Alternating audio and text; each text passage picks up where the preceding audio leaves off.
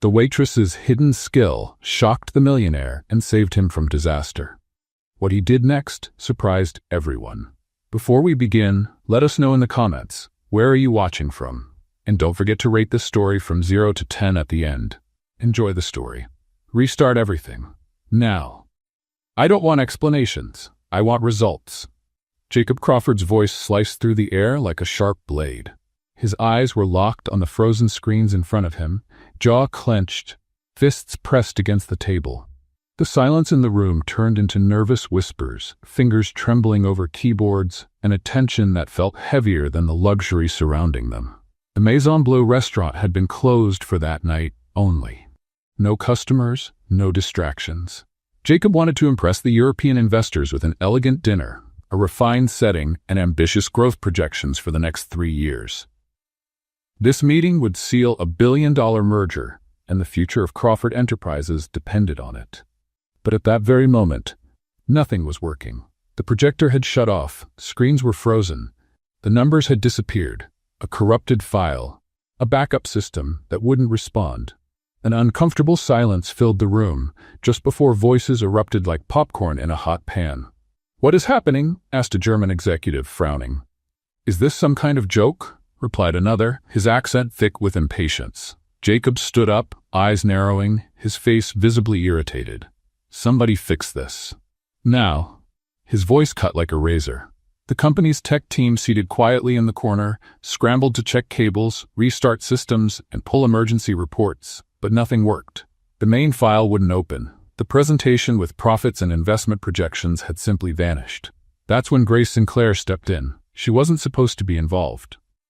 Officially, she was just serving wine and fancy dishes.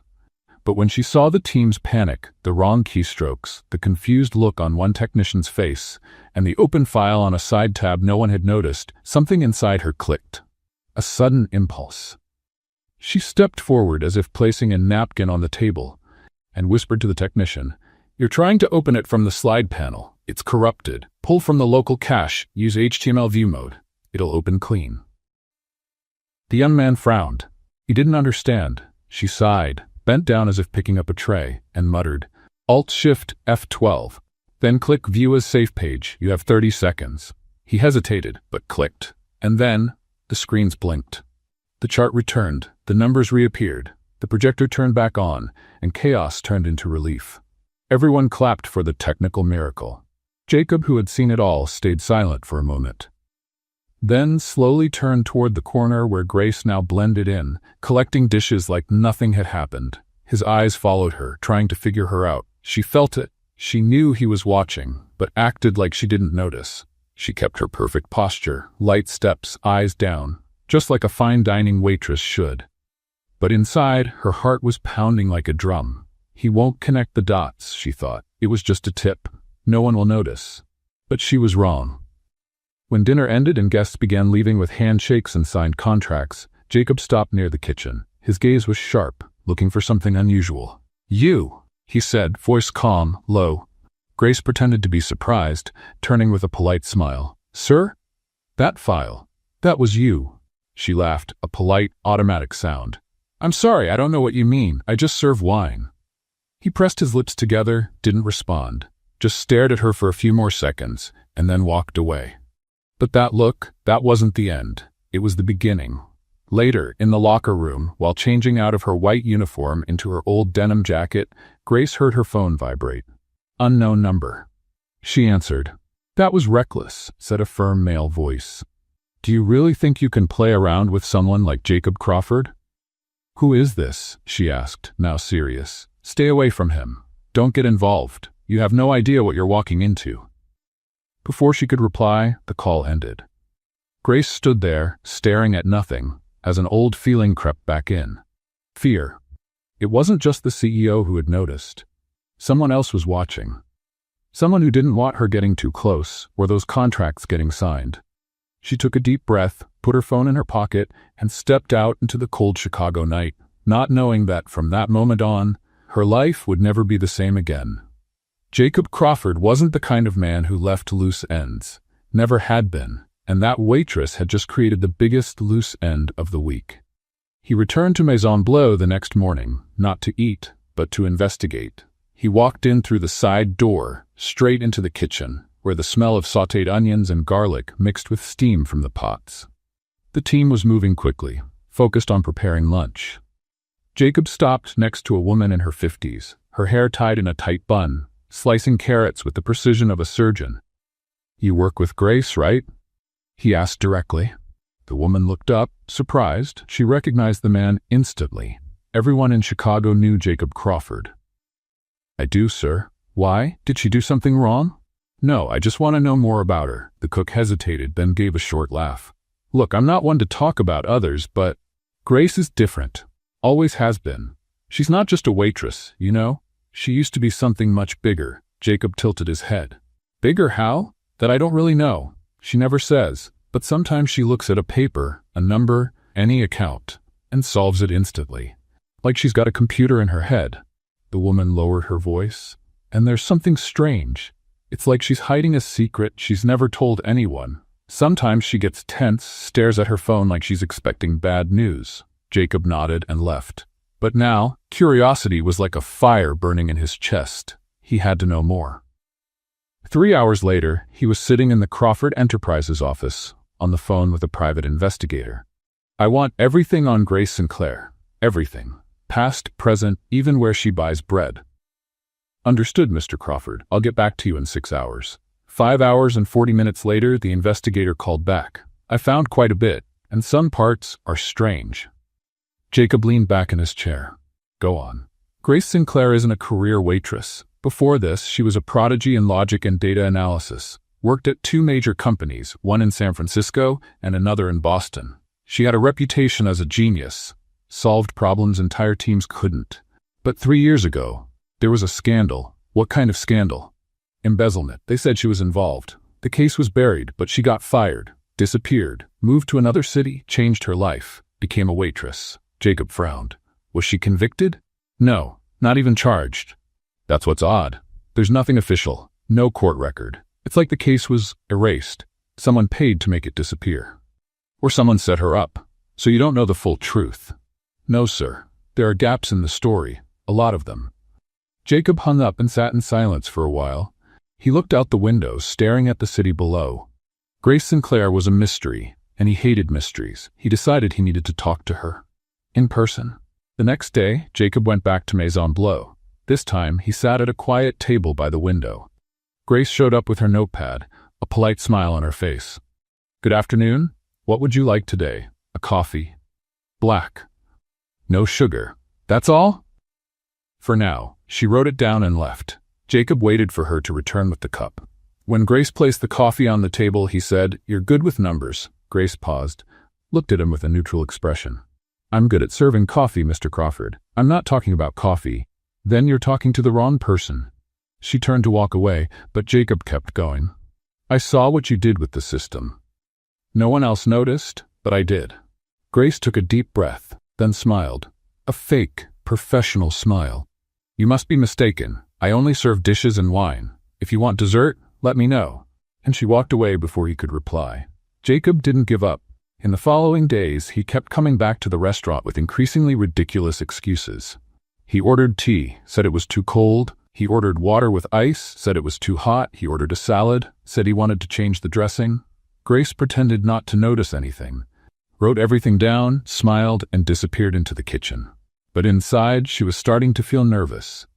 He wasn't going to give up. On the 5th time Jacob showed up, he got straight to the point. "I need to talk to you. Outside of here." Grace crossed her arms. "About what?" "A proposal." "What kind of proposal?"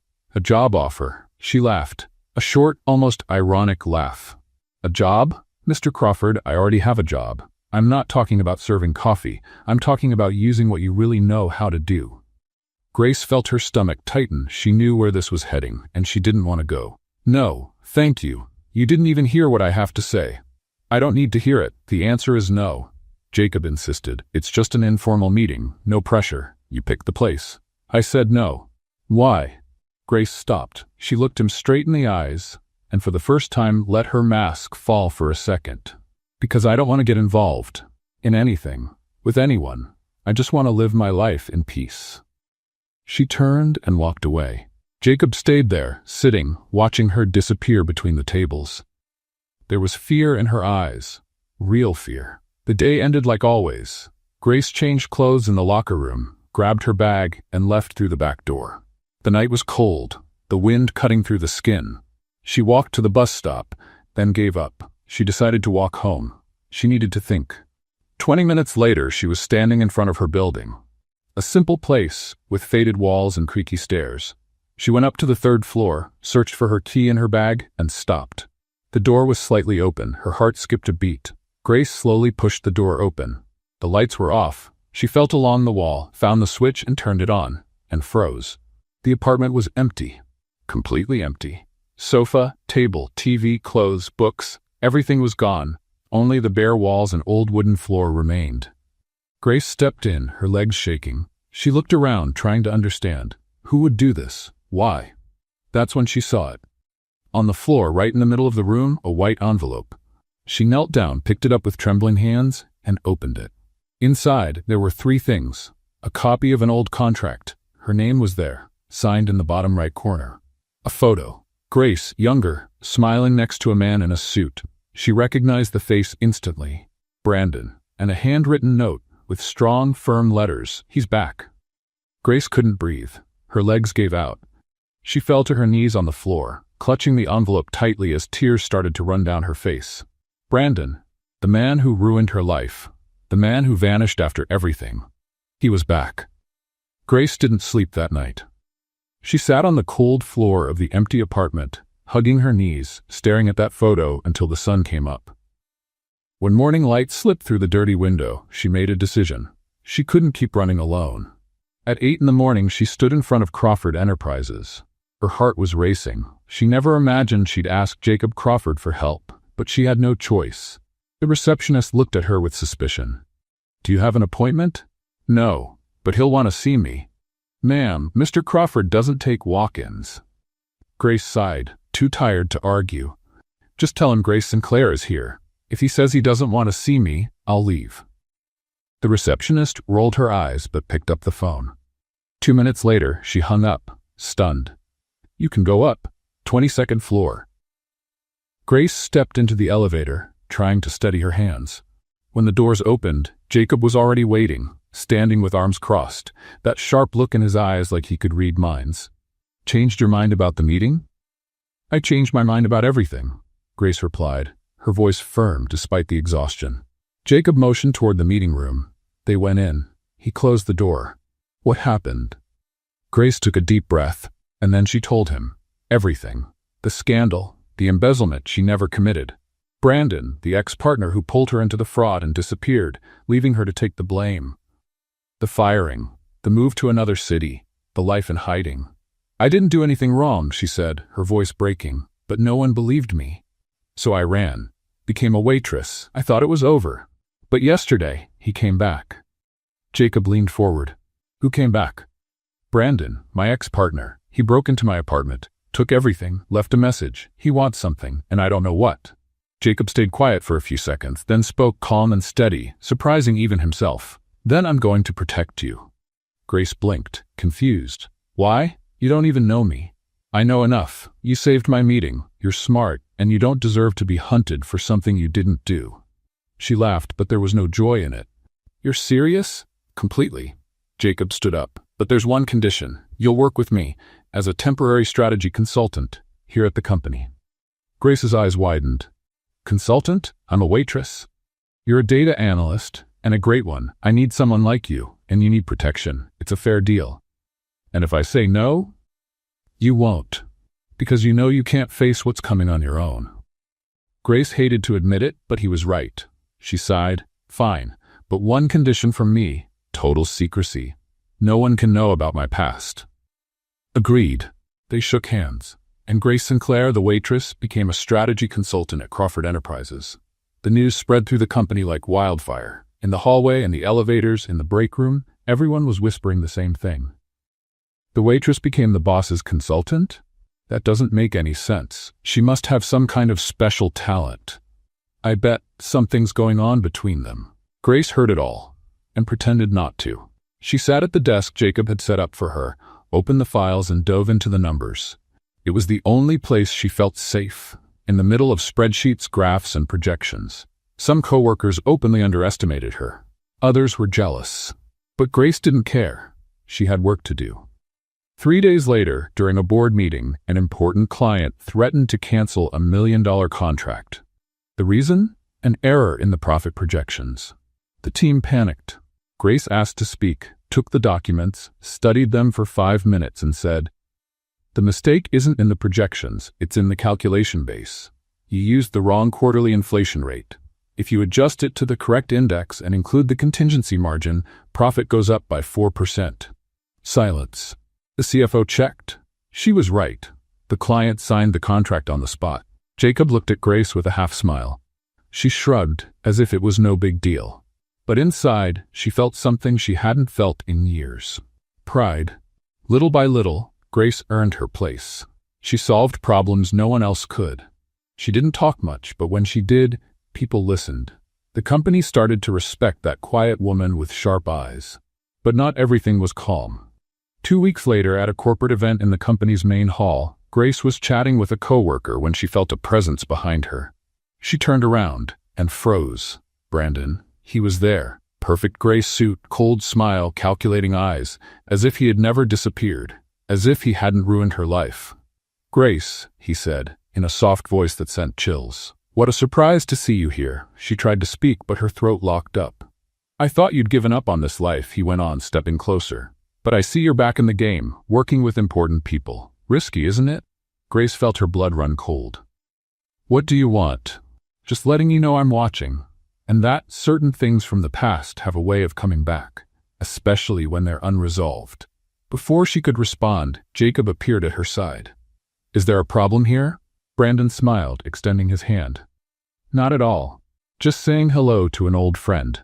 Brandon Hayes. Nice to meet you." Jacob didn't shake his hand, he just looked at him coldly. "Jacob Crawford, and she doesn't look too happy to see you." Brandon laughed. "Ah, Grace has always been shy, but I'm sure we'll be seeing each other again soon. See you, sweetheart." And he walked off, leaving a trail of tension in the air. Jacob looked at Grace. She was pale, shaking. "That was him, wasn't it?" "Brandon?" She just nodded. "Come with me," Jacob said, gently holding her arm. "You're not alone in this. Got it? I'll help you." Grace looked at him. There was honesty in his eyes, but there was also something else. Something that scared her as much as it comforted her. She was torn between the independence she had fought so hard to keep and the security Jacob offered. Between trusting or running again, between opening her heart or locking all the doors. But before she could decide anything, Jacob's assistant showed up, out of breath. "Mr. Crawford, we have a problem. The investors are in the conference room. And there's a man with them. He says he has important documents about the new consultant." Grace felt the floor drop from under her feet. Jacob looked at her, then at the assistant.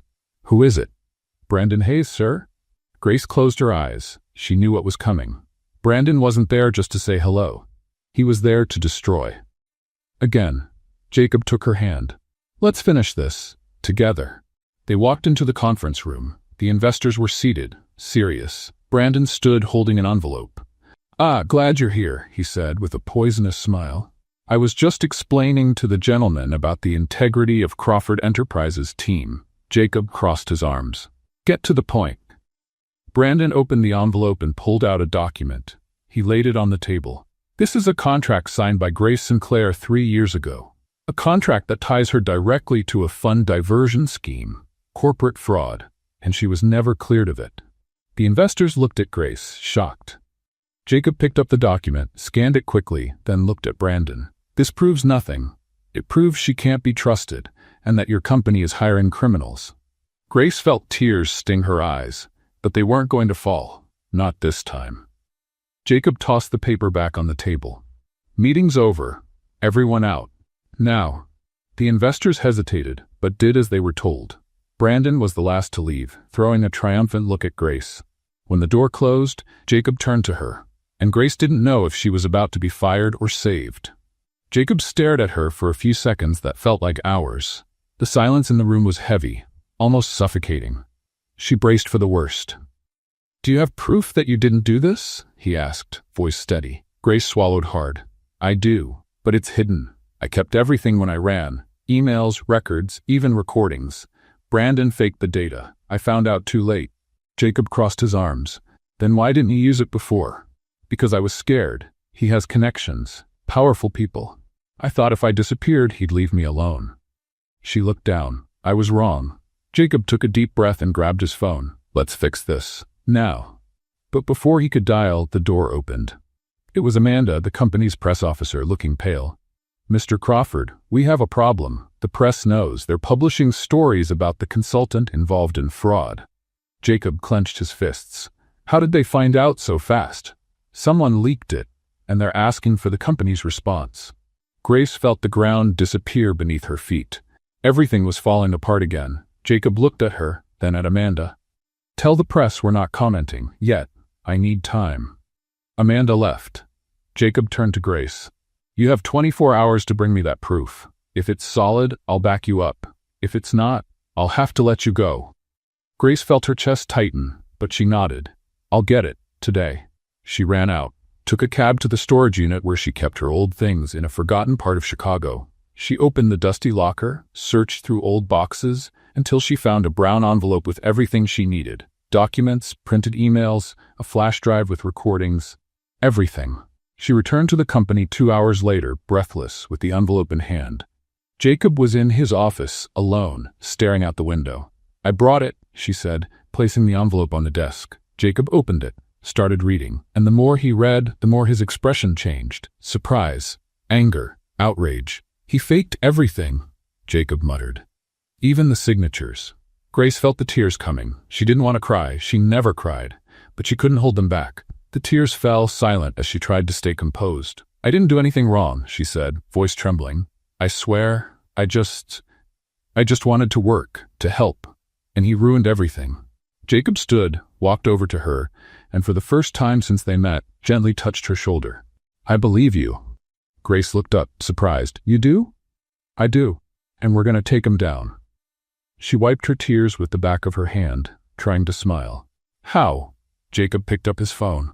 I'm calling my lawyer. We'll build a full case, show everything Brandon did, and when we're done, he'll regret coming back.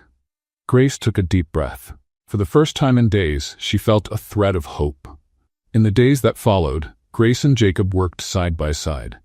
They spent hours reviewing documents, organizing evidence, building a perfect timeline. And in the middle of all that, something began to shift between them. There were small moments, a long glance when Grace explained a chart, a slight smile from Jacob when she made a dry joke about spreadsheets, comfortable silences that said more than any words. One night, it was past 10. They were alone in the office. Grace closed the last file and sighed. I think we're done. Jacob leaned back in his chair. You're amazing. You know that? Grace laughed, grabbing her purse. Amazing? I'm just good with numbers. No, you're resilient, smart, and funny when you want to be. She stopped, looked at him, and felt her heart race. Jacob? Grace, Before he could finish, his phone rang. It was the lawyer. Jacob answered, annoyed. Grace used the chance to leave before the conversation went too far. The next day, they were in the elevator, coming back from a meeting. They were alone. The elevator moved slowly. Jacob stared at the button panel. Grace stared at the floor. But both could feel the tension in the air. Jacob turned to her. Grace, I need to tell you something. She looked up. What? He stepped closer. The space between them shrank. Grace felt his breath near her face. Her heart pounded so loud, she was sure he could hear it. Jacob leaned in slowly. Grace closed her eyes. And then, the elevator doors opened. Mr. Crawford, shouted an assistant, rushing in with a stack of papers. I need your signature. It's urgent. Jacob stepped back, irritated. Grace let out the breath she'd been holding. The assistant didn't notice anything. He kept talking non-stop about contracts and deadlines. Grace left the elevator on the first floor she saw without looking back. Later, alone at her desk, she pressed her forehead into her hands. What was happening? She couldn't fall in love. Not now. Not with him. It was dangerous. It was complicated. It was inevitable. Jacob felt it too. But he fought against it. He couldn't allow himself to be weak. He had a company to run, a reputation to protect. He couldn't look vulnerable. But when he looked at Grace, none of that seemed to matter. 3 days later, the file was ready. Jacob scheduled a meeting with the investors to present the evidence of Grace's innocence. Everything was planned. Everything was set.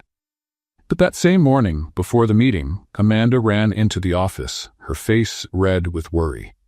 "Mr. Crawford, Brandon Hayes has filed a lawsuit against Crawford Enterprises." Jacob jumped to his feet. "What?" "He's accusing the company of fraudulent hiring and involvement in money laundering, and Grace's name is listed as the main defendant." Grace felt the blood drain from her face. She looked at Jacob, panicked. He found out. He found out about our plan." Jacob grabbed the document Amanda had brought. He read quickly, his eyes narrowing with every line. "He moved first. This lawsuit is a smokescreen. He wants to force us into a settlement before we can expose the evidence." Grace sat down, her legs weak. "What are we going to do?" Jacob looked at her. There was determination in his eyes. "We're going to war, for real this time." He picked up the phone and called the lawyer. "I want you to prepare a full defense, and I want you to file a countersuit. Fraud, document forgery, extortion, everything we've got on Brandon Hayes." Grace listened, her heart racing. This was getting bigger than she had imagined. Brandon wasn't just a vengeful ex-partner. He was dangerous, and he was willing to destroy everything in his path. Jacob hung up the phone and looked at her. "Are you with me?" Grace took a deep breath. She thought of everything she had lost, everything she had rebuilt, and she looked at Jacob, the man who had believed in her when no one else did. "I am," she said firmly, "until the end." Jacob smiled, a small but genuine smile. "Then let's finish this." But as they prepared for the confrontation, neither of them knew that Brandon was just getting started. And the worst was yet to come. Jacob hired the best lawyers in Chicago, 3 of them. Specialists in corporate defense, financial fraud, and defamation, as expensive as a yacht and as sharp as scalpels. At the first meeting, they arrived with leather folders, flawless suits, and confident smiles. The team leader, a gray-haired man named Richard, opened the folder and began explaining the strategy. "We're going to build a triple defense. First, we prove that Miss Sinclair had no access to the systems at the time of the fraud. Second, we show that Brandon Hayes forged documents. Third, we discredit any witness he brings forward." Grace listened, sitting next to Jacob. When Richard finished, she cleared her throat. "May I ask a question?" "Of course, Miss Sinclair. How many times have you defended someone wrongly accused of fraud?" Richard hesitated. "A few. And how many times did you win?" "Most of them." Grace smiled. "Most isn't 100%. So with all due respect, I'm going to represent myself." Silence filled the room. Jacob turned to her, surprised. "Grace, you can't do this." "Yes, I can. I studied law before specializing in data analysis. I never finished, but I learned enough. And no one knows this case better than I do." Richard chuckled, condescending. "Miss, with all due respect, a courtroom isn't a place for amateurs." Grace tilted her head. "And waitresses don't usually save billion-dollar meetings either. Yet here we are." Jacob tried not to smile. Richard frowned. "Mr. Crawford, this is madness." Jacob looked at Grace. There was determination in her eyes, the same determination he'd seen when she fixed the system, the same that had kept her going for 3 years alone. "She's going to represent herself," Jacob said firmly, "but you'll stay on as consultants, help from behind the scenes." Richard sighed, defeated. "As you wish." The trial day came 2 weeks later. The courtroom was packed. Journalists, onlookers, investors, everyone wanted to see the outcome of the story that had already become news. Grace walked in wearing a simple gray suit, her hair tied back, no heavy makeup. She looked calm, but inside, her heart was beating like a war drum. Brandon was on the other side, surrounded by 3 lawyers, a confident smile on his face. When their eyes met, he waved. Grace didn't respond. The judge walked in. Everyone stood. The trial began. Brandon's lawyer was the first to speak. He presented the case dramatically, painting Grace as a skilled criminal who had fooled everyone. He showed the old contract, the manipulated numbers, everything linking Grace to the scheme. When he finished, it was Grace's turn. She stood up, walked to the center of the courtroom, and began. "Your Honor, ladies and gentlemen of the jury, my name is Grace Sinclair, and I did not commit any fraud." Her voice was steady, clear, no hesitation. The opposing lawyer presented documents, but documents can be forged, and they were. "I'll prove it." She handed a sheet to the judge. "This is the access log from the company's system at the time of the alleged fraud. As you can see, I was on vacation, out of the country, in London. I have passport stamps, tickets, even photos. Brandon's lawyer stood up. Objection. She could have accessed the system remotely. Grace smiled. I could have, if my login was active. But as you can see in this record, my access was temporarily blocked for security maintenance. I had no way to enter the system. Even if I wanted to, there were murmurs in the room. The judge examined the documents. Grace continued. On top of that, the fraudulent transfers happened at 3 a.m, Chicago time. I was in London. That's a 6-hour difference. It was 9 a.m. there. I was at a museum. I have receipts. She handed over more papers. Brandon's lawyer started sweating. Grace turned to Brandon. Mr. Hayes claims I involved him in the scheme, but the truth is the opposite. He manipulated data, forged my signature, and when I found out, he threatened me. Brandon stood up, furious. That's a lie. The judge banged the gavel. Order. Grace remained calm. I have proof. Recorded conversations, emails, everything showing that he knew about the scheme and tried to pin it on me. She gave a signal. Richard, waiting backstage, brought a laptop. Grace connected it to the projector. And then, to everyone's shock, a video appeared. It was security camera footage dated 3 years earlier. It showed Brandon alone in an office, working on files at a computer, changing numbers, forging digital signatures. The room burst into whispers. Brandon turned pale. His lawyer tried to speak but had no argument. The judge watched the entire video, then looked at Brandon. Mr. Hayes, do you have anything to say? Brandon tried to speak, but no words came out. His lawyer requested a recess. The judge denied it. 2 hours later, the verdict came. Grace Clare, acquitted. Guilty of fraud, document forgery, and defamation. The news spread like wildfire. In less than an hour, it was all over the papers.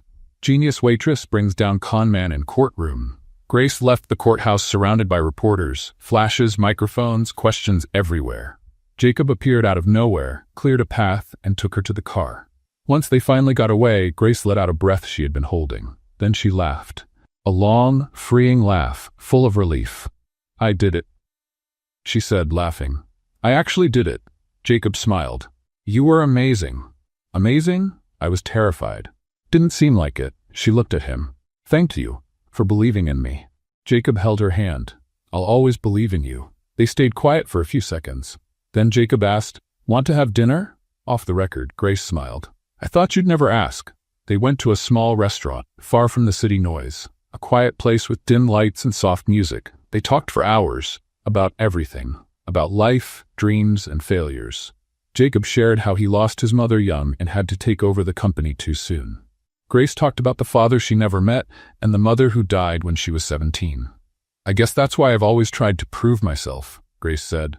I wanted to show I was worth something. You're worth a lot, Jacob replied, looking into her eyes. Grace felt her heart race. Jacob leaned in. So did she.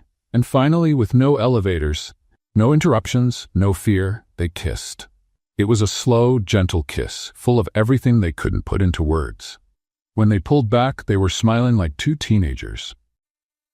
About time, Grace joked. Jacob laughed. Sorry for the delay. They stayed there until the restaurant closed. Then Jacob drove her home, or rather to the temporary apartment he had rented for her after the other one was broken into. When they reached the front of the building, Grace turned to him. Want to come up? Jacob hesitated, then smiled. I do. But before they could get out of the car, Jacob's phone rang. It was Amanda, the press officer. Mr. Crawford, we need to talk, now. I'm busy. It's urgent. The company is under investigation. Jacob froze. What do you mean? The IRS has opened an investigation into a financial scandal. They're saying there's been embezzlement, and Grace's name came up, linked to a suspicious number in recent transactions. Jacob's expression changed. Grace saw it. She knew. Something had gone wrong. What is it? She asked. Jacob hung up the phone and looked at her, serious. Brandon wasn't working alone, and now they're coming after you again. Grace felt her stomach twist. It had all been too good to be true. The win in court, the dinner, the kiss. But the war wasn't over. It was just beginning. Grace stayed up all night, sitting on the couch in the temporary apartment, staring at the ceiling, trying to understand how everything had gone so wrong so fast. An hour ago, she was kissing Jacob. Now, she was back in the nightmare. The next morning, Jacob showed up early. He brought coffee and a serious look on his face. "I spent the whole night talking to my lawyers. They're looking into where this accusation came from." Grace took the coffee but didn't drink it. "Jacob, maybe I should leave the company, before this hurts you even more." "Don't even think about it. You don't get it.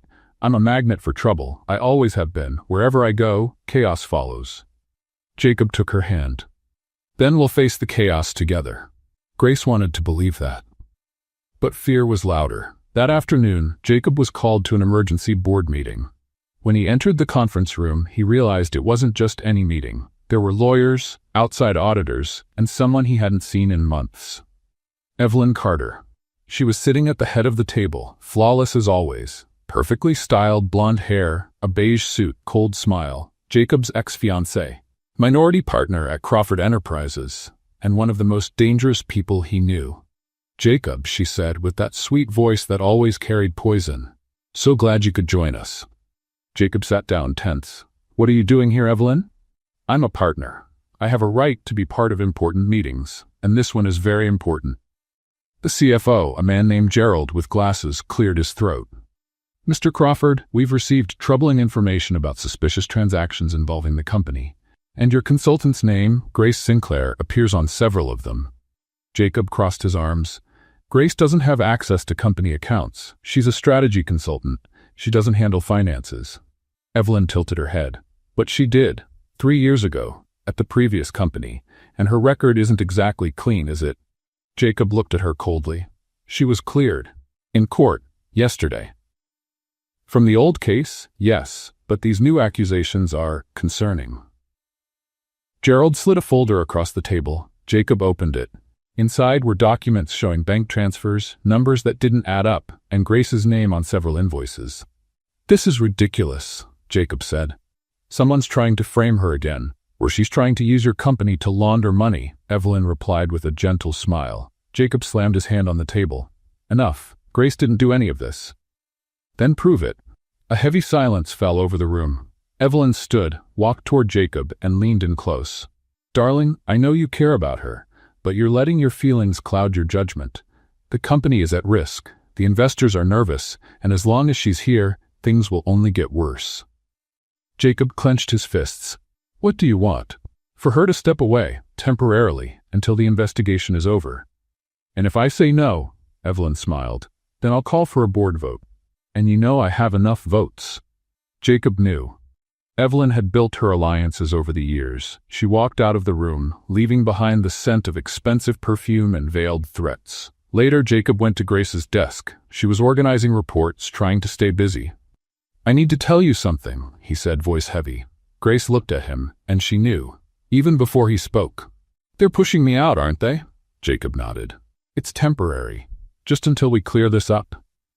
Grace gave a sad smile. "It's okay. I expected it." "Grace, no, really, it's okay. I'll be fine." But she wasn't fine, and Jacob knew it. That same afternoon, Evelyn arranged a private meeting with Grace. They met at an upscale cafe, far from the office. Evelyn ordered an espresso. Grace asked for water. "I'll be direct," Evelyn said, stirring her sugar. "I want you to step away from Jacob and the company, permanently." Grace laughed. "You don't have that kind of power." "Don't I? I can offer money. A lot. Enough for you to start over. Somewhere far from here. Far from him." Grace leaned in. "I'm not for sale," Evelyn smiled. But it was a dangerous smile. "Everyone's for sale, sweetheart. It's just a matter of price." "Then you don't have enough money." Evelyn narrowed her eyes. "You're making a mistake." "Wouldn't be the first." Grace stood up and walked out, leaving Evelyn alone. But she knew she had just made a powerful enemy. With her temporary leave, Grace went back to Maison Bleu. The manager, a kind man named Tom, welcomed her with open arms. "Grace, good to see you. Need a job?" "I need normal," Tom laughed. "Then you came to the right place." Grace put on the white uniform again, served plates, smiled at customers. It felt strange. After everything she'd been through, going back there felt like a step backward. But it also felt safe. In the kitchen, she ran into Deanne, the cook who had spoken to Jacob weeks earlier. "So, back to the real world?" Diane joked as she chopped onions. Grace laughed. "Looks like it. And the billionaire boss? It's complicated. Always is." They both laughed, and Grace realized she missed this, the simplicity. Conversations without hidden agendas. But at night, alone in her apartment, she thought of Jacob. Was he okay? Could he handle the pressure? Jacob, on the other hand, was struggling. Evelyn was skillfully manipulating the board, planting doubt, creating division. Investors started to question his decisions, and he missed Grace. The way she looked at problems from a different angle, her smile when she solved something impossible. A week later, Evelyn made her final move. She leaked a complete file to the press. Forged documents, well-made images showing that Grace and Jacob had allegedly manipulated numbers in past deals to save failing contracts. The news blew up. CEO and consultant accused of corporate fraud. Jacob Crawford under investigation for data manipulation. Former waitress helped boss deceive investors. Jacob saw the headline on his phone during a meeting. His blood boiled. Grace saw it on the restaurant TV. Her world collapsed. Reporters swarmed Crawford Enterprises. They swarmed Maison Bleu. They swarmed their lives. And Evelyn watched it all from afar, with a victorious smile. That night, Jacob tried calling Grace. She didn't answer. Not because she didn't want to, but because she didn't know what to say. Grace looked at the screen as his name flashed. She wanted to pick up. She wanted to hear his voice. But she was scared. Scared that he'd finally realized she only brought him trouble. She turned off the phone, lay on the bed, and for the first time in a long while, cried herself to sleep. The next morning, Grace woke up to her phone buzzing nonstop. Messages from unknown numbers, social media comments, insults, threats, people she had never met saying terrible things about her. Criminal. Gold digger. You ruined an honest man's life. Grace turned off her phone, but she couldn't turn off the TV in time. There she was on the screen, next to Jacob, with the headline, Duo Accused of Multi-million-dollar Fraud. She sat on the floor, hugged her knees, and tried to breathe. But it felt like no air was getting into her lungs. Meanwhile, at Crawford Enterprises, Jacob was facing the worst day of his career. Company stock dropped 23% in 2 hours. Investors were calling, demanding answers. The board called for an emergency meeting. Evelyn was there, of course, sitting with that quiet smile Jacob knew all too well. "Jacob," said Gerald, the CFO. "We need a statement. Now." "We're investigating," Jacob said tensely. "That's not enough. The press wants answers. The investors want answers, and so do we." Evelyn leaned forward. "Maybe it's best if you step aside for now, Jacob, at least until this is all resolved." Jacob looked at her with controlled anger. "I'm not stepping aside. Then the board will vote to remove you." Jacob knew she was right. He knew the votes were already bought. He knew he was losing control, so he made a decision. "I take the blame." The room went silent. "What?" Gerald asked. "I take responsibility. Grace Sinclair had nothing to do with this. I manipulated the data. I did everything. She's innocent." Evelyn's eyes widened, surprised. She hadn't seen that coming. "Jacob, you can't. It's done. I'll make a public statement today." He got up and left before anyone could stop him. 3 hours later, Jacob stood in front of the cameras at an impromptu press conference. Dozens of reporters, flashing cameras, microphones. He read a short, direct statement. "I, Jacob Crawford, take full responsibility for the irregularities found during the investigation. Grace Sinclair was not involved in any financial decisions made by the company. The blame is entirely mine." The room erupted with questions. But Jacob didn't answer a single one. He just walked away. Grace watched everything on the restaurant's TV. She was frozen. What had he done? Why did he do that? Diane, standing next to her, whispered, "That man loves you, girl." Grace didn't answer. She just grabbed her purse and ran out. 15 minutes later, she burst into Jacob's office without knocking. He was sitting there, looking out the window with a tired expression. "What did you do?" Grace shouted. Jacob turned, surprised. "Grace, don't you grace me. You just lied to the whole world. You took the blame for something you didn't do." "I know what I did." "Why? Why would you do that?" Jacob stood up and walked toward her. "Because you didn't deserve to go through that again." Grace was furious, but also moved and confused. "You're an idiot, a complete idiot. Now you're going to lose everything, the company, your reputation, everything." "I don't care." "What do you mean you don't care?" "Because you matter more." Grace stopped, looked at him, and felt the tears coming. "You can't do this for me." "I already did." She took a step closer, angry. "Do you think I'm weak? That I need a hero to save me?" "No. I know you're strong, but I don't want you to face this alone." I've always faced things alone, but you don't have to anymore." They stood face to face, breathing hard, eyes locked. Then, without thinking, Grace grabbed his collar and kissed him. It was a fierce kiss, full of anger, fear, and love all at once. When they pulled apart, she said, her voice shaking, "I love you too, you idiot, and that's why I'm going to fix this mess." Jacob cupped her face in his hands. "How?" "By investigating, finding proof, exposing who's really behind this." "Exactly." Grace didn't run away this time. She called the only investigative journalist she knew, a man named Daniel Carter, known for digging up truths no one wanted to face. They met at a quiet cafe. Grace showed him everything she had: documents, emails, recordings. Daniel studied it all with a sharp eye. "This is gold," he said. "But I need more. I need something that links Evelyn directly to the fraud." Grace thought. Then she remembered. The flash drive Brandon left in the envelope. She had never fully opened it. Maybe something was there. She went home, grabbed the flash drive and plugged it into her laptop, and there it was. Emails between Brandon and Evelyn. Discussions on how to frame Grace, detailed plans, bank transfers. Evelyn had been behind everything from the start. Grace sent it all to Daniel. He put together a full report, and then, somehow, pulled off the impossible. He got Evelyn invited to a live TV show to clear her name about the scandal. Evelyn accepted, confident. She thought she had it all under control. But when the show began, Daniel appeared as a surprise co-host, and he brought everything out, live, for millions of viewers. He showed the emails, the transfers, the chats with Brandon, everything. Evelyn tried to deny it, tried to walk out, but the cameras stayed on, and the whole world saw it. Within 24 hours, the truth was everywhere. Evelyn Carter, the real culprit. Partner manipulates investigation to destroy rival. Grace Sinclair cleared once again. Grace's name was restored. Evelyn was fired by the board, sued, and banned from the corporate world. Jacob made another public statement, taking back his earlier confession and explaining the truth. Crawford Enterprises stock went back up.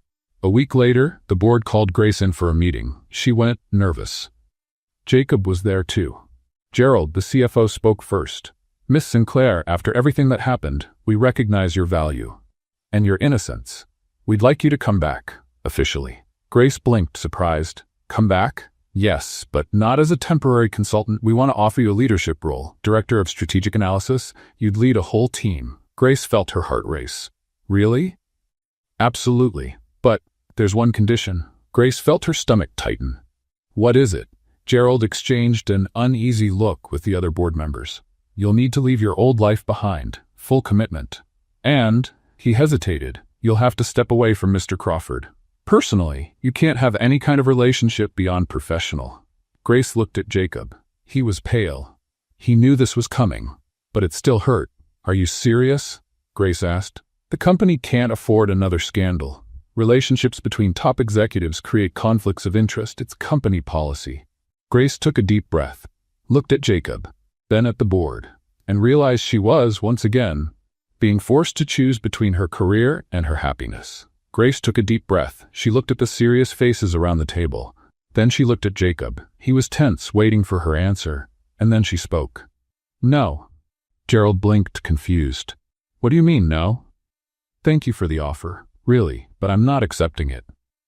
"Miss Sinclair, maybe you didn't understand. We're offering you a director-level position. Excellent salary, decision-making power, everything you could want." Grace smiled, but it was a tired smile. "I understood perfectly.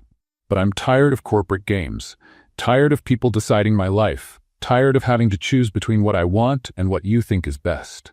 She stood up. "I'm going back to the restaurant. At least there, no one tells me who I can or can't be with." And she left the room without looking back. Jacob stood there, frozen. He wanted to run after her, wanted to shout that she was right, but he couldn't move. Gerald looked at him. "Mr. Crawford, maybe it's best to let her go. It's what's best for the company." Jacob looked at him coldly. The company isn't everything. But he still didn't go after her. In the days that followed, Grace went back to Maison Bleu full-time. She put on the white uniform, picked up the tray, and returned to serving dishes. And for the first time in months, she felt light. Diane greeted her with a hug. "Welcome back, sweetheart. So you gave up on the corporate world?" "I didn't give up. I just chose peace over power." "Smart choice." Grace smiled and realized she was happy, truly happy. She didn't have an important title. She didn't have a six-figure salary, but she had peace. She had friends. She had a life that made sense. At night, she served tables, chatted with customers, laughed with coworkers, and when she got home, she slept without nightmares. Meanwhile, Jacob was falling apart. The company was fine. Stock prices went up. Investors regained confidence. Everything was working perfectly. But he couldn't focus. He looked at the chair where Grace used to sit and saw only emptiness. He heard a joke in the hallway and thought about how she would laugh. He saw a complex problem and thought about how she would solve it in minutes. His assistant, an efficient woman named Helen, noticed. "Mr. Crawford, can I be honest with you?" "Of course." "You look like a zombie. Since Miss Sinclair left, you haven't been yourself." Jacob sighed. "It's that obvious?" "To anyone who knows you, yes." Jacob stayed silent. Helen continued, "If you care about her, go after her. Life's too short to get stuck in company rules." Jacob looked at her, surprised. "You don't think it's too complicated?" "Everything's complicated, but some things are worth it." That night, Jacob made a decision. 3 days later, it was a regular Thursday at Maison Bleau. Grace was serving a table of 4 when she saw, through the window, a man in a suit walking in. Jacob, her heart skipped a beat. He looked impeccable as always, but there was something different in his eyes, a determination she hadn't seen in weeks. Jacob sat at a table near the window. Grace walked over, trying to stay composed. "Good evening, what can I get you?" Jacob looked at her. "Coffee. Black. No sugar." Grace wrote it down, her hand shaking slightly. "Just that, for now." She went to the kitchen, made the coffee, and came back. She placed the cup on the table. Jacob took a sip. "Is it good?" "Perfect, as always." They were quiet. Grace started to walk away, but Jacob spoke. "Sit with me, please." Grace hesitated, looked around. There weren't many customers. Tom, the manager, nodded, giving her permission. She sat down. "What are you doing here, Jacob? Having coffee?" "You don't come here just for coffee." Jacob smiled. "True, I came because I miss you." Grace felt her chest tighten. "Jacob, I know, we drifted apart. It was the right decision. Or at least, that's what I thought. But my life lost its color without you." Grace looked at her hands. "So did mine. But I can't come back, not on their terms." "I know, and I'm not asking you to." Grace looked up, confused. "Then what do you want?" Jacob leaned forward. "I still want the quick-thinking woman, even if she's just serving me coffee." Grace laughed. It was a quiet, emotional laugh. "You're impossible." "I am, but I'm yours." Grace felt the tears coming, but this time they were good tears. "And the company?" "The rules." "To hell with the rules." Grace's eyes widened. "Jacob Crawford, you just cursed. This is serious." He laughed. "I'm learning to live a little."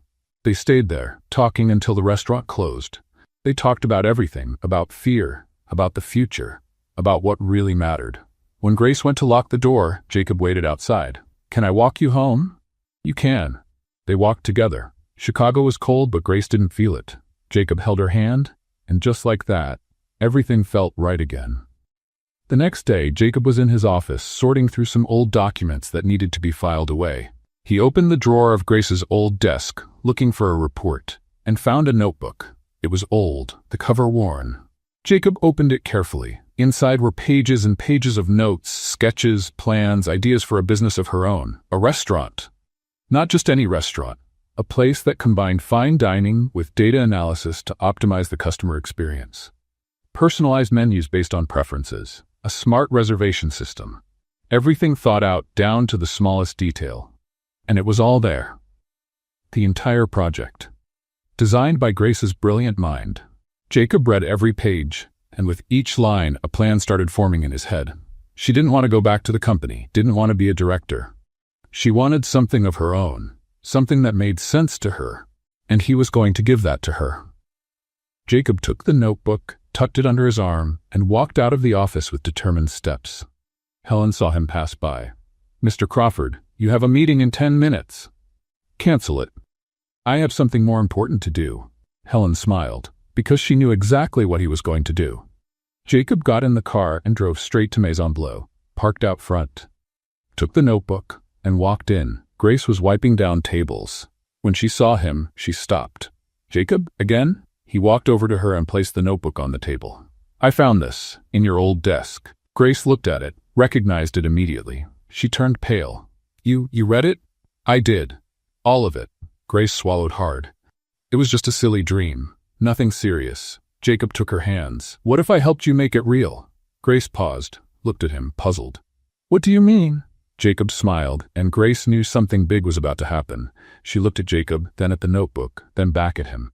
Are you serious? Absolutely. I'll turn your ideas into a business plan.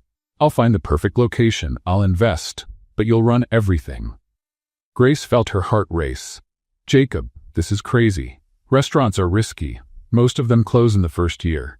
Most don't have you in charge. She laughed, a bit nervous. You have a lot of faith in me. I do. And you should too. Grace looked around Maison Bleu, the place that welcomed her when she had nothing else, but that never really belonged to her. Can I think about it? Of course. Just don't take too long. I have a good feeling about this. That night, Grace couldn't sleep. She kept flipping through the notebook, remembering every idea she had written years ago. A restaurant that used data to create unique experiences, where the food was excellent, but attention to detail made all the difference. The next morning, she called Jacob. All right, let's do it. She could almost hear him smile on the other end. Great, I'll see you in an hour. I have something to show you. Jacob took her to a neighborhood being revitalized in downtown Chicago. He stopped in front of an old building with large windows and exposed brick. What do you think? Grace got out of the car, looking at the building. About what? Your restaurant. Her eyes widened. You already bought it? Long-term lease. With a purchase option. Come on, let me show you inside. The space was perfect. High ceilings, natural light, a spacious kitchen that only needed modern equipment. Grace walked slowly, touching the walls, imagining how everything would look. It's perfect, she whispered. I know, she turned to him. Jacob, this is going to cost a lot. I don't have money to invest. I do, and I want to be your partner. But let me be clear. You'll be in charge. I'm just the investor and the helper, and maybe the dishwasher. Grace laughed. You? Washing dishes? Why not? I need to learn humility. In the following days, they worked together on the plan. Grace designed the menu, thought about the decor, created the smart reservation system. Jacob took care of the contracts, permits, and hiring suppliers. And they brought in help. Diane, the cook from Maison Bleu, agreed to be the head chef. Tom, the manager, came on as a consultant. Other restaurant colleagues joined in too. It was a small team, but a united one. A month later, the restaurant was ready. Exposed brick walls, dark wooden tables, soft lights hanging from the ceiling. In the center, an open kitchen where customers could watch the meals being prepared. And at the entrance, an elegant sign with the name Grace had chosen. Insight. The grand opening was set for a Friday night. Grace was nervous. She walked back and forth, checking every detail. Relax, Jacob said, holding her shoulders. Everything's going to be fine. What if no one shows up? They will. Trust me. And they did. Journalists, influencers, even a few local celebrities who had heard Grace's story and wanted to show support. The restaurant filled up in minutes. Grace moved through the tables, chatting with customers, explaining the concept, smiling even though her nerves were on edge. Jacob, meanwhile, was in the kitchen. Diane had insisted he learn at least the basics of cooking. You're a partner.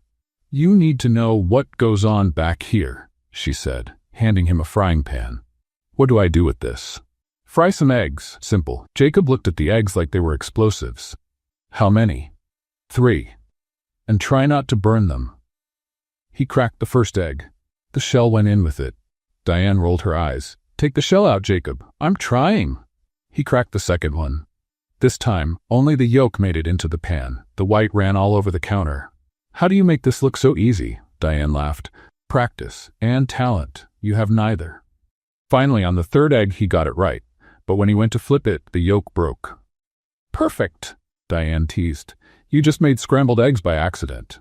Grace walked into the kitchen just then and saw Jacob covered in flour, staring at a broken egg in the pan. She burst out laughing. The great CEO Jacob Crawford defeated by 3 eggs. He looked at her, pretending to be offended. Show some respect. This is art. Abstract art, maybe? Everyone in the kitchen laughed, and Grace realized this was exactly what she wanted. Not perfection, but something real, joy, life. The night was a huge success. Customers raved about the food, the atmosphere, the service. A food critic said Insight was the perfect fusion of technology and tradition. When the last customer left, it was midnight. The team toasted with a glass of wine. Grace looked around, at the people who had supported her, at the place she had built, and her heart was full. Jacob came over and handed her a glass. "Congratulations, chef." "I'm not the chef. Diane is." "You're the boss. That's different, and better." Grace smiled. "Thank you, for everything." "No need to thank me. I'm just glad to be part of it." They stood there, looking at the empty restaurant that was still full of energy. "You know what's funny?" Grace said. "A few months ago I was serving coffee, hiding, scared, and now I'm here, with my own place, with you." Jacob took her hand. "You deserved this. You always did." Grace turned to him, eyes shining. "I love you, Jacob Crawford, even if you can't fry an egg." He laughed. "And I love you, Grace Sinclair, even if you're better than me at everything." They kissed right there, in the middle of the empty restaurant. No drama, no secrets, no pressure, just the two of them. And everything they had built together. In the days that followed, Insight became the talk of Chicago. Fully booked, lines out the door, glowing reviews. Grace worked from morning to night and loved every second of it. Jacob kept showing up, trying to help in the kitchen, failing miserably, but always making the team laugh. One afternoon, Diane found him trying to chop onions. "You're doing it wrong. There's a right way to cut onions?" "There is, and that's not it." Jacob sighed. "Maybe I'm better at eating than cooking." "Finally, you admit it." Grace walked by at that moment, took the knife from his hand, and chopped the onion in seconds, smooth and fast. "Like this. See?" Jacob stared at her, impressed. "You're scary good at this." "I know. Now get out of the kitchen before you cut off a finger." He left, laughing, but not before giving her a quick kiss. Grace blushed, but smiled. That night, after closing the restaurant, they walked through the streets of Chicago. The city lights were glowing, the air was cold, but they didn't mind. "Are you happy?" Jacob asked. Grace looked at him. "Very. For the first time in years, I'm really happy." "Me too." They walked in silence for a few minutes. Then Grace said, "You know, there's something I never told you." "What?" "When we first met, I thought you were arrogant, annoying, impossible." Jacob laughed. "And now?" "Now I think you're arrogant, annoying, impossible, and the best thing that's ever happened to me." He stopped, pulled her close, and kissed her slowly like they had all the time in the world. And maybe they did. Because finally, after all the chaos, all the pain, all the twists and turns, they had peace. They had each other. And they had a future they had built together. Grace didn't know what the future would bring, but for the first time, she wasn't afraid. Because no matter what happened, she knew she wouldn't face it alone. Jacob spent 3 weeks planning the perfect proposal. He had everything written in a notebook hidden in his office. A reservation at the best Italian restaurant in Chicago, white flowers, a violinist, even the exact moment he would get down on one knee. But when the day came, everything started to fall apart. First, the weather forecast. "Sunny all day," they said. Jacob checked 3 times. He trusted it. Put on his best suit, grabbed the ring that cost 3 months' salary, and went to pick up Grace at Insight. She came out wearing a simple light green dress, hair down, a smile on her face. "Where are we going?" "Surprise." "I love surprises. As long as they don't involve courtrooms or investigations." Jacob laughed. "I promise, no drama today." 5 minutes after they left, it started to rain. Not just a drizzle, a downpour, the kind that turns streets into rivers within minutes. Jacob looked up at the sky, in disbelief. "You've got to be kidding me," Grace laughed. "Looks like nature's not on your side. Or maybe it just loves testing my patience." They arrived at the restaurant completely soaked. Jacob opened the door. It was dark, empty. A note was taped up, closed due to emergency. "Sorry for the inconvenience." Jacob stood there, staring at the sign like it was written in another language. No. I called yesterday. I confirmed everything." Grace touched his arm. "It's okay, we can go somewhere else. But I planned everything here. The flowers, the musician, the table by the window." "Jacob, it's okay. Let's improvise." He took a deep breath. "Okay. Improvise." He could do that. They walked through the rain looking for another restaurant, but it was Friday night. Everything was full. They tried 4 places. None had tables available. Jacob was starting to panic. Grace noticed, "Hey, look at me." He looked. "It doesn't have to be perfect. It just has to be the two of us." Jacob smiled, a little embarrassed. You always know what to say. It's a gift. They decided to walk back. The rain had stopped, but the streets were still soaked. Jacob was nervous, the ring heavy in his pocket, the speech he'd memorized slipping from his mind. They passed by a small plaza with wooden benches and a fountain in the center. Jacob stopped. "Grace, wait." She turned around. "What?" Jacob tried to take a step forward and tripped on a loose stone in the sidewalk, fell to his knees. Not on purpose. Just fell. "Ouch," he shouted, grabbing his knee. Grace rushed to him. "Are you okay?" Jacob looked up. She was standing there, wet, worried, beautiful. And he realized this was the moment. Not perfect, but real. He stayed on his knees, pulled the ring from his pocket, and opened the little box. Grace's eyes widened. "Jacob, Grace Sinclair. I've been planning this moment for weeks." It was supposed to be at a fancy restaurant with flowers, music, everything perfect. But nothing worked out. It rained. The restaurant closed. I tripped. And you know what? It's perfect just like this. Grace started laughing and crying at the same time. "Because with you, even chaos makes sense. You taught me that life doesn't have to be perfect, it just has to be real. And I want to live that truth with you, forever." He held up the ring.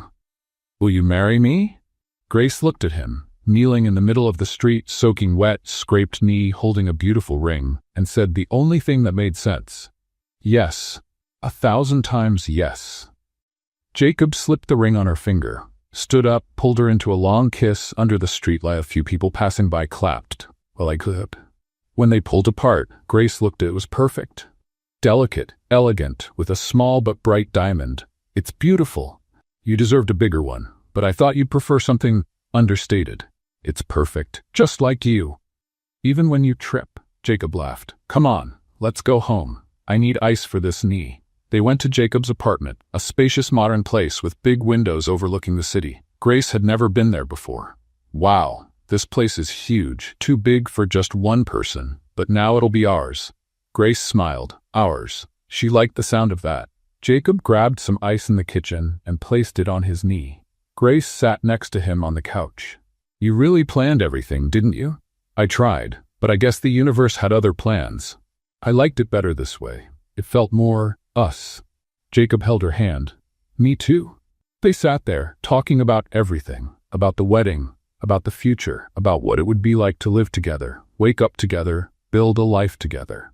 And as the night went on, they didn't need any more words. They just stayed there, wrapped in each other's arms, knowing they had found exactly what they were looking for. Someone to share the perfect days and the disastrous ones too.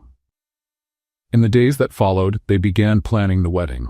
They decided it would be something small, intimate, just close friends and family. "1 month from today," said Grace, marking the calendar. "Are you sure? Don't you want more time?"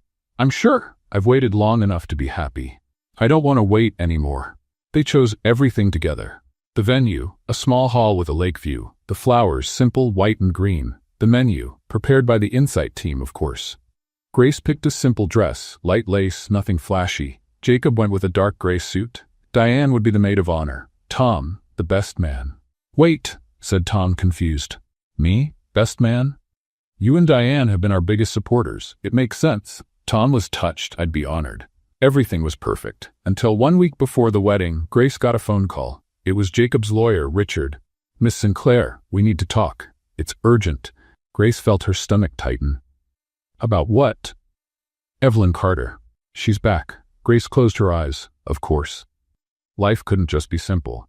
What does she want now? She still holds 5% of Crawford Enterprises shares, and she found an old clause in the company's bylaws, one that forbids marriages between partners and employees unless approved unanimously by the board.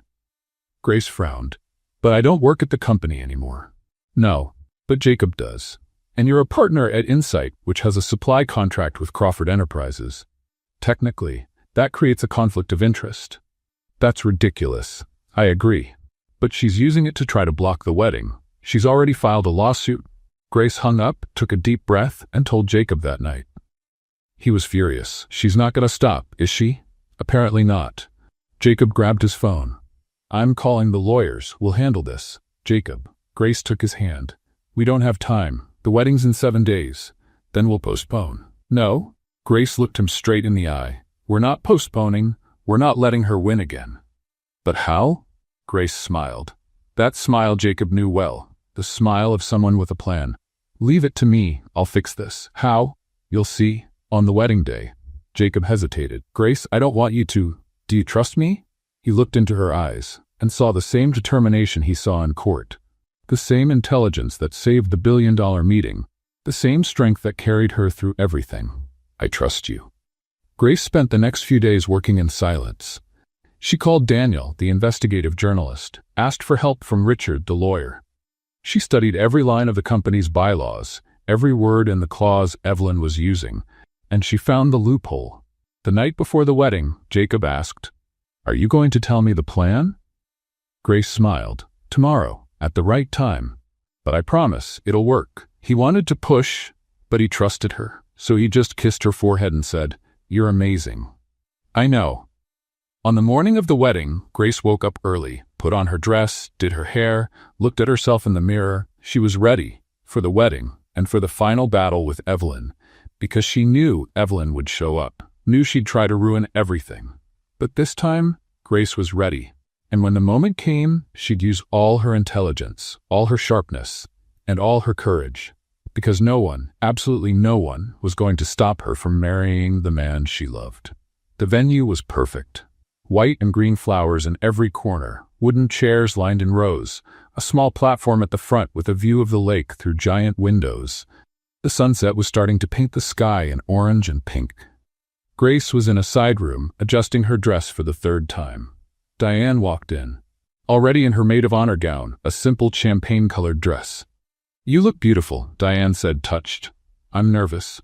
"Of course you are. It's your wedding." "It's not just that." Grace glanced at the door. "She's going to show up, I'm sure of it." "Evelyn? Yes, but I'm ready." Diane held her hands. "You always are." Across the venue, Jacob was with Tom, fixing his tie for the 5th time. "Stop messing with it," Tom said. "You'll tear it." "I can't help it, I'm nervous." "Why? You love her." "Yet she loves you. It's simple." "Nothing with Grace is simple, and that's exactly why it works." Tom laughed. "Well said." The guests started arriving, a small group but meaningful. Insight staff, a few of Jacob's friends, Daniel, the journalist, Richard, the lawyer, Helen, Jacob's secretary who brought tissues because she knew she'd cry. At 5 o'clock, everything was ready. The music began. The guests stood. Jacob walked to the platform, his heart pounding. And then Grace appeared. She walked slowly, alone, because she had no father to walk her down the aisle. But she didn't need one. She looked radiant. The light lace dress shimmered gently in the golden light of the sunset. Her hair fell softly over her shoulders, and her eyes, fixed on Jacob, were shining with joy. Jacob felt his eyes fill with tears. He hadn't expected that. But there he was, the tough CEO, almost crying from emotion. Grace reached the altar. Jacob held out his hand. She took it, and everything felt right. The officiant, a kind man with gray hair, began to speak. "We're gathered here today to celebrate the union of Jacob Crawford and Grace Sinclair." That was the moment the doors to the hall burst open. Evelyn walked in. Perfect beige suit, high heels, and a cold smile. Behind her, 2 men in black suits followed closely. "I'm sorry to interrupt," she said, her voice echoing through the room. "But this ceremony cannot go on." Whispers exploded among the guests. Jacob clenched his fists. Grace just took a deep breath. She had expected this. Evelyn walked to the front, ignoring the angry stares. "I have here a court order," she said, holding up an envelope. "It prohibits this wedding from proceeding until the issue of conflict of interest within Crawford Enterprises is resolved." Jacob stepped forward. "You don't have that authority." "I do, and the judge agreed with me," Evelyn replied with a smile. "Sorry, Jacob, but rules are rules." Grace let go of Jacob's hand and walked up to Evelyn. They stood face to face. "You're pathetic," Grace said calmly. Evelyn raised an eyebrow. "Excuse me?" "Pathetic. You heard me. You have nothing left in your life except trying to ruin other people's happiness." "I'm just protecting the company." "Now, you're seeking revenge because Jacob left you, because you lost control, because you finally realized power doesn't buy love." Evelyn narrowed her eyes. "Pretty words. But they don't change the fact that I have a court order." Grace smiled. "And I have something better." She gave a signal. Richard, the lawyer, stood up and walked forward, carrying a folder. "Miss Carter," Richard began, "the court order you're presenting is based on a clause in Crawford Enterprises bylaws. Specifically, Clause 17, Paragraph 3. Exactly. But that clause was revoked 2 months ago, in a special board meeting. Here's the signed resolution. He handed the document to Evelyn. She read it quickly. Her face turned pale. This can't be right. It is, and there's more, Grace added, stepping closer. You still own 5% of the company, but to file a court order on the company's behalf, you need at least 10%. You don't have it. Evelyn tried to respond, but Grace kept going. And one last thing. She gave another signal. A man in glasses and a gray suit stood up. This is William Patterson. He's the accountant from the company I worked at 3 years ago. He has documents that prove you paid Brandon to frame me. Bank transfers, emails, everything. William raised a thick envelope. Evelyn looked around. All eyes were on her. Angry, accusing. You can't. We can. And we just did. Grace crossed her arms. Now you have 2 choices. Leave on your own, or I call the police, and you leave in handcuffs. Evelyn stood in silence for a few seconds. Then, with clenched fists, she turned and walked out. The 2 bodyguards followed. The door slammed shut. Silence. Then someone started clapping. It was Helen, then Tom, then Diane. Within seconds, the entire room was on their feet, applauding. Grace turned to Jacob, smiling. Now, where were we? Jacob laughed, pulled her close, and kissed her. Long, intense, as everyone around them clapped. When they pulled apart, the officiant, who had watched everything with his mouth open, cleared his throat. Well, that was different. Shall we continue? Please, Grace said, laughing. The ceremony resumed, this time with no interruptions. When it was time for the vows, Jacob went first. Grace, when I met you, you were serving coffee, and I was about to lose $1 billion deal. You saved that night, and every night since. You taught me life isn't about control, it's about trust, it's about love, it's about accepting the chaos, because with you by my side, even chaos feels beautiful. Tears ran down Grace's cheeks, happy ones this time. Then it was her turn. Jacob, you are the most stubborn, persistent, and annoyingly perfect person I've ever met. Laughter from the guests. You never gave up on me, not when I ran, not when I said no, not even when everything seemed impossible. You believed, and you taught me to believe too. I love you, and I promise to spend the rest of my life reminding you of that, even when you burn the eggs. Jacob laughed, wiping his own tears. The officiant smiled. Then, by the power vested in me, I now pronounce you husband and wife. You may kiss the bride. Again. And Jacob didn't wait to be told twice. The reception began soon after. Soft music, food prepared by the Insight team, laughter and chatter all around. Grace and Jacob danced in the center of the room as the sun set completely on the horizon, bathing everything in gold. It was perfect, Grace whispered, her head on his shoulder. It was chaotic, like everything we do. Exactly. After the dance, Grace asked for everyone's attention. She gently tapped a glass with a spoon. The room fell silent. I just wanted to thank everyone who came, who supported us, who believed in us. You are our family. And she looked at Jacob. I have some news. Jacob frowned, curious. Grace smiled, a little nervous. Jacob, you're going to be a father. Silence. Jacob blinked. What? I'm pregnant, 1 month along. Jacob stood still for 3 seconds, then he started laughing and crying, and he pulled Grace into a hug so tight she could barely breathe. Really? Are you serious? Really? The room exploded with cheers, applause, hugs. Diane was crying, Tom was laughing, Helen was already on her 3rd tissue. Jacob held Grace's face. You're amazing. You said that already today. I'm going to say it every day, forever. The celebration went on late into the night. Music, dancing, funny stories being shared. Diane remembered the time Jacob tried to bake a cake and almost set the Insight kitchen on fire. Tom told the story of Grace's first time serving a table when she spilled wine on a customer but managed to turn it into a funny moment. Grace and Jacob laughed at everything and looked at each other like they were the only 2 people in the world. When the night grew late and guests began to leave, Grace and Jacob stayed behind in the empty room, looking out at the lake through the windows. Who would have thought, said Grace, resting her head on his shoulder. The waitress saved the CEO, won him over. And now she's going to have his child. Jacob kissed the top of her head. Or daughter, Grace repeated, smiling. They stood there, holding each other, while the lights of Chicago sparkled in the distance. 2 people who had found each other in the middle of chaos, who faced scandals, betrayal, threats, and still chose to stay together. Because love isn't about avoiding storms, it's about dancing in the rain. It's about falling and getting back up. It's about believing that no matter what comes, you'll face it together. And Grace and Jacob knew that better than anyone. Because their story was never perfect, but it was real. It was intense. It was theirs. And now, with a baby on the way, a business thriving, and a future full of possibility, they knew the best part of their story was just beginning.